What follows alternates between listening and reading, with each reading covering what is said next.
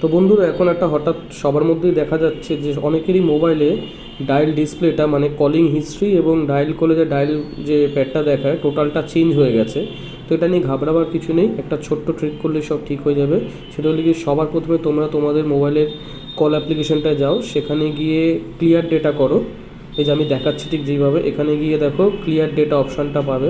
তো ক্লিয়ার ডেটায় গিয়ে clear all data করে ওকে করে দাও, ব্যাস শুধু এইটুকুই ট্রিক।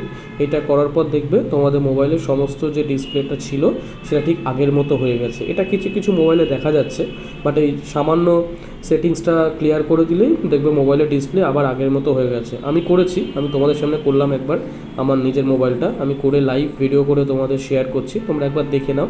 আর যদি মনে হয় এটা ভালো লাগে তাহলে ভিডিওটা একটা লাইক করে দিও। ওকে, একবার দেখে নাও, আমি করে দিয়েছি তোমাদের সামনে, পুরোটাই করলাম। এই দেখো আমার মোবাইল সম্পূর্ণ আগের মতো হয়ে গেছে। আমার কাছে আগে চেঞ্জ করা ছিল, সেই ভিডিওটা আমার কাছে মানে সেটা আমি ভিডিও করিনি যে আগে হঠাৎ করে চেঞ্জ হওয়ার পর কেমন দেখাচ্ছিল।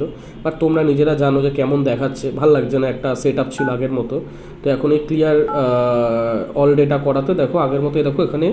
আর সবথেকে বড় ব্যাপার, অনেকে বলছিল এখানে দেখুন কল করলে তুমি আগের মতো রেকর্ডিংও করতে পারবে, সব অপশনই আগের মতো হয়ে গেছে।